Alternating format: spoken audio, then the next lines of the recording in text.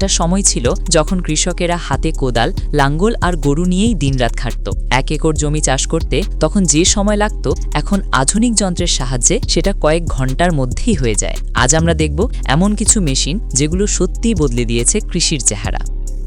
Plastic mulching planter. ভাবুন তো, এক মেশিনেই যদি জমিতে প্লাস্টিক বিছিয়ে চারা লাগানো হয়ে যায়, তাও আবার খুব অল্প সময়। এই কাজটাই করে প্লাস্টিক মালচিং প্ল্যান্টার। এটা মাটির ওপর পাতলা প্লাস্টিকের স্তর বিছিয়ে দেয়, তারপর ঠিক জায়গা মতো গর্ত করে সেখানে ফসলের চারা বসিয়ে দেয়। এভাবে প্লাস্টিকের নিচে মাটির আর্দ্রতা থাকে, আগাছা কম জন্মায় আর সারও অপচয় হয় না। এই মেশিন প্রথম তৈরি হয় জাপান আর চীনে, পরে বাংলাদেশেও এর ব্যবহার শুরু হয়। বিশেষ করে টমেটো, বেগুন, মরিচের চাষে এই মেশিন দারুণ কাজ করে। ফলন বাড়ে প্রায় 25 থেকে 30% পর্যন্ত। এক কথায় এই মেশিনটা যেন নীরব কৃষক সহকারী। Combine harvester. এটা এমন এক মেশিন যেটা দেখে মনে হয় সব কাজ একাই করবে।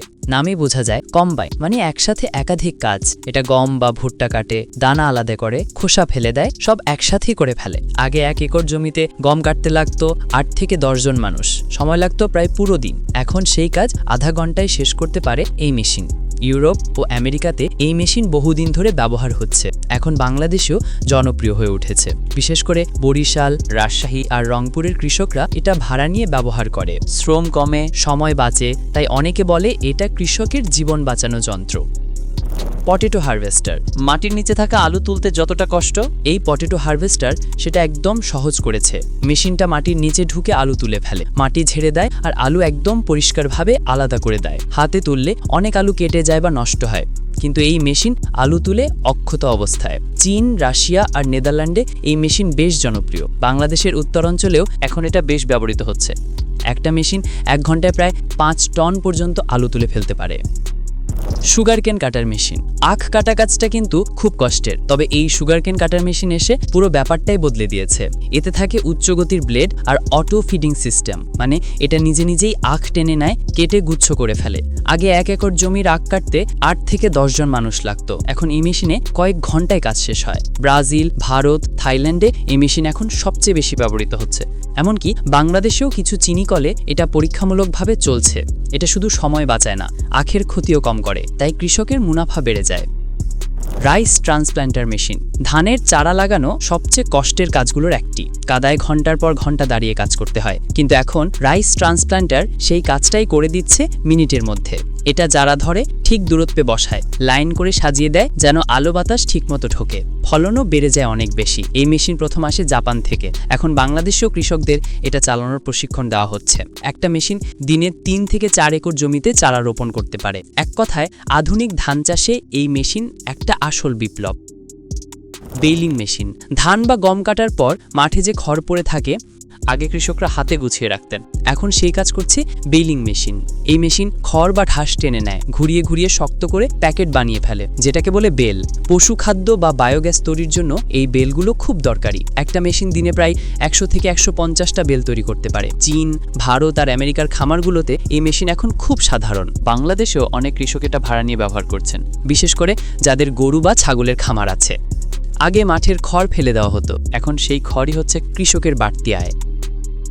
Rotary tiller. আগে জমিতে হাল চাষ করা হতো গরু আর লাঙ্গল দিয়ে, কিন্তু এখন সেই কাজ করছে রটারি টিলার। এটা ট্রাক্টরের পেছনে লাগানো থাকে, এর ঘূর্ণায়মান ব্লেডগুলো খুব দ্রুত ঘুরে মাটিকে ঝুরঝুরে করে দেয়। এর ফলে জমি হয় সমান, পানি আর সার সমানভাবে ঢোকে আর ফসল ভালো হয়। সবচেয়ে বড় সুবিধা হলো সময় আর জ্বালানি দুটোই বাঁচে। যেখানে আগে কয়েক ঘন্টা লাগতো, এখন আধা ঘন্টারও কম সময় লাগে। বাংলাদেশের এখন প্রায় সব জেলাতেই এই মেশিন ব্যবহৃত হচ্ছে, বিশেষ করে ধান, সবজি আর ফল চাষে। Soybean maize seeder machine. বীজ রোপণের সময় যদি একই সাথে সার ও মাটিতে মেশানো যায় কেমন হয় ভাবুন তো। এই সিডার মেশিন ঠিক সেটাই করে। এটা নির্দিষ্ট গভীরতায় গর্ত করে, সেই জায়গায় বীজ আর সার একসাথে ঢুকিয়ে দেয়। এর ফলে ফসল সমানভাবে গজায় আর ফলনও অনেক বেশি হয়। বিশেষ করে ভুট্টা আর সয়াবিন চাষে এই মেশিনের জুড়ি নেই। এই প্রযুক্তি এসেছে আমেরিকা আর কানাডা থেকে, তবে এখন বাংলাদেশেও ধীরে ধীরে জনপ্রিয় হয়ে উঠছে। একটা সিডার দিনে 5 থেকে 8 একর জমিতে বীজ রোপণ করতে পারে, অল্প শ্রমে বড় কাজ। এই কারণেই একে বলা হয় স্মার্ট ফার্মিং এর প্রতীক। Tractor mounted spray unit. এই মেশিন ফসলকে পোকামাকড় আর রোগ থেকে রক্ষা করার জন্য ব্যবহৃত হয়। এটা ট্র্যাক্টরের পেছনে লাগানো থাকে, এর সঙ্গে থাকে বড় এক ট্যাঙ্ক আর লম্বা স্প্রে নল। চালু করলেই পাম্পের মাধ্যমে সার বা কীটনাশক কুয়াশার মতো করে ফসলের উপর ছিটিয়ে দেয়। সবচেয়ে বড় সুবিধা হলো বড় জমিতেও সমানভাবে স্প্রে করা যায়।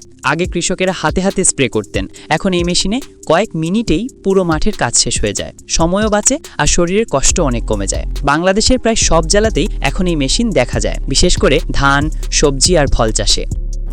গ্রেইন লোডার আনলোডার, এটা এমন এক মেশিন যা ধান, গম বা ভুট্টার দানা দ্রুত ট্রাকে তোলা বা গুদামে ঢোকানোর কাজ করে। আগে এই কাজে 4-5 জন শ্রমিক লাগতো, এখন একটাই মেশিন মিনিটে টন টন শস্য স্থানান্তর করতে পারে। এই প্রযুক্তি এসেছে ইউরোপ থেকে, তবে এখন বাংলাদেশের বড় বড় মিলেও ব্যবহার হচ্ছে। বিশেষ করে মিল মালিকদের কাছে এটা সময় বাঁচানোর সবচেয়ে বড় হাতিয়ার। ফসল নষ্ট হওয়ার আগেই দ্রুত গুদামে তোলা যায়, এটাই এই মেশিনের আসল কাজ। সব মিলিয়ে আজকের কৃষিতে মেশিন শুধু শ্রমও কমাচ্ছে না, বদলে দিচ্ছে পুরো কৃষির ধরনটাই। যে কাজ করতে সারাদিন লাগতো এখন সেই কাজ ঘন্টায় করা যায়। যে কাজ একসময় অসম্ভব মনে হতো এখন সেটাই হচ্ছে বাস্তব। আপনি কোন মেশিনটাকে সবচেয়ে দারুণ মনে করলেন কমেন্টে জানান। আর ভিডিওটা ভালো লাগলে একটা লাইক দিন আর সাবস্ক্রাইব করে রাখুন, কারণ সামনে আরো অনেক চমক অপেক্ষা করছে আপনার জন্য।